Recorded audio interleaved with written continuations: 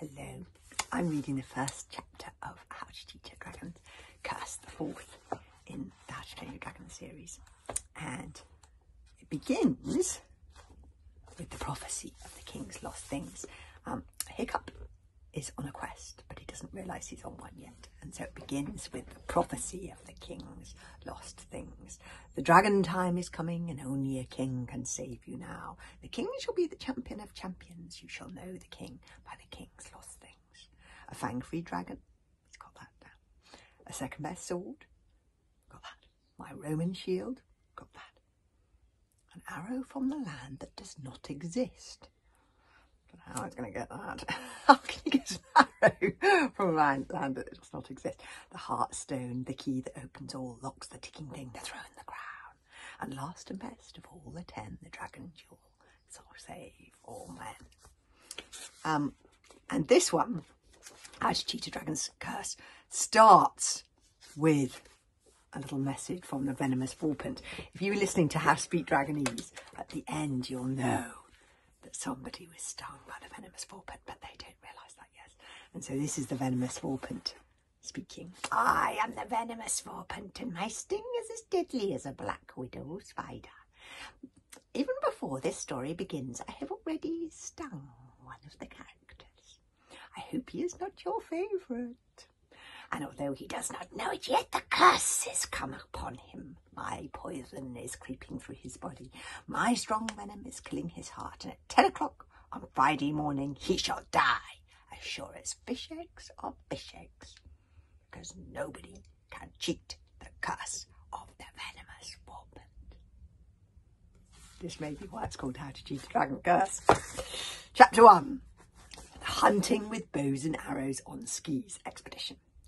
Winters were always cold in the Viking lands, but this winter was the coldest in 100 years. It was so cold that the sullen sea had frozen over, and all the islands in the Isles were now joined together by a great flat desert of solid ice, 2 meters thick in places. On this particularly cold morning, several hours before breakfast, it was as if the whole world was holding its breath, frozen in time. The air was as sharp as broken glass. No sound disturbed the pure, snowy silence.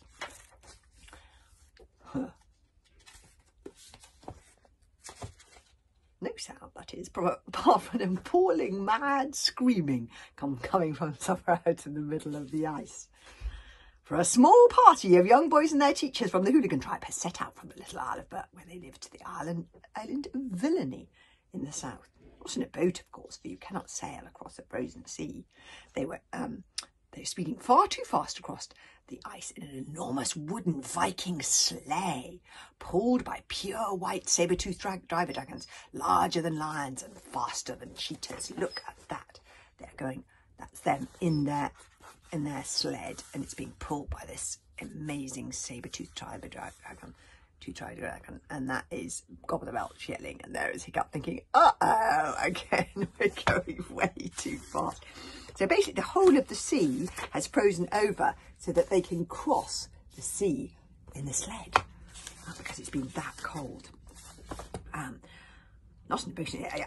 So the dreadful mad yelling was coming from the man driving the sleigh, Gobble the Belch. Gobble was the teacher in charge of the pirates' training programme on Buck, and he was an enormous monster of a man, wrapped up in furs, who could really have been mistaken for a grizzly bear with a dirty red beard and an attitude problem. Get on with it, you miserable white worms, roared Gobble at the saber-toothed driver dragons, cracking his whip above their heads. I've had snails that have moved quicker than you lot. My granny could move faster than this, and she's 104. Yee-haw! One gigantic furry arm lashed out with a whip that curled through the air like a great black serpent. The other shook the reins in a lunatic frenzy that sent the driver dragons bounding forwards in terrible, uncontrolled leaps. Behind Gobble on the sleigh sat 12 of his pupils.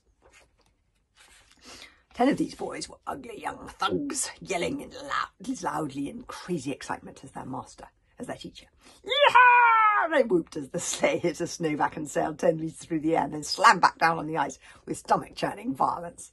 Yeehaw! The last 2 boys were smaller than the rest and a lot less excited. I'm glad, gasped his horrendous Haddock the third as the sleigh tipped over wildly on one runner with an awful screech and a spray of ice. I'm glad I didn't have any breakfast, because I think it would have come up again.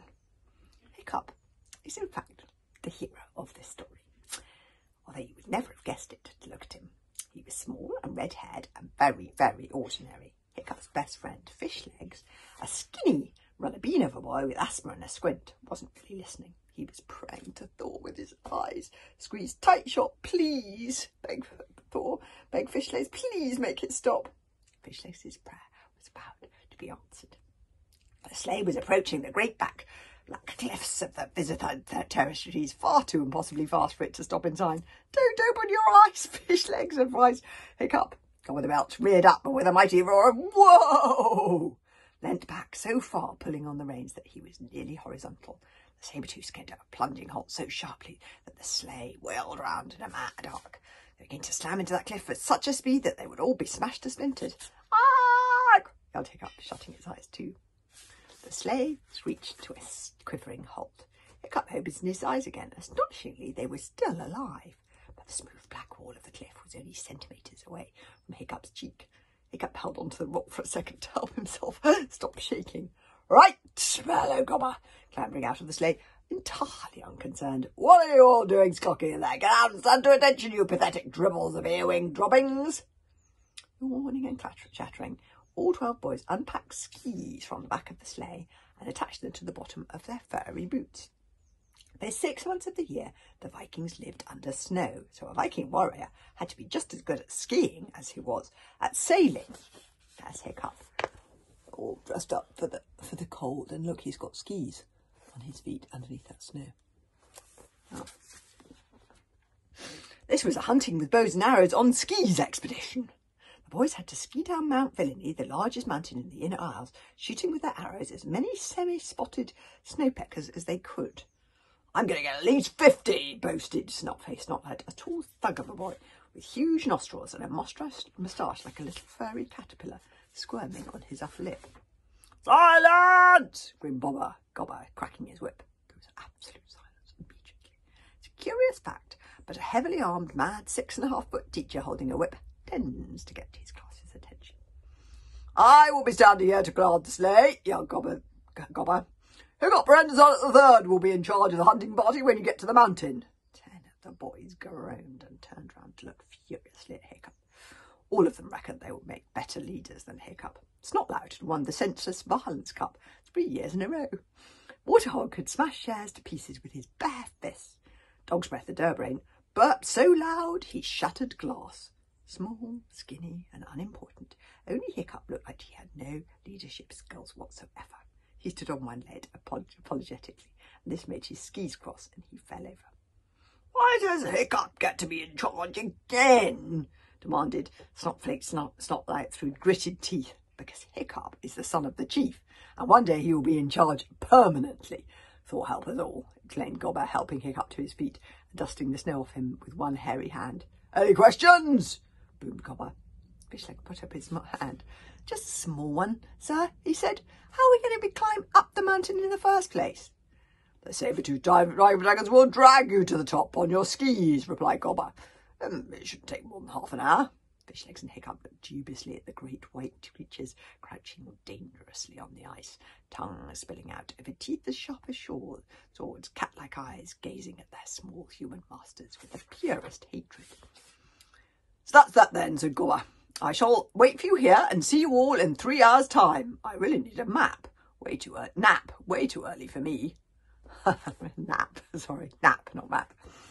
Gulliver settled himself on the furs of the sleigh and gave an enormous yawn. "Oh, one more thing. As you know, nobody lives on the island of Villainy, but the island of Hysteria is just next door, and I should warn you that this time of year there may be hysterics about."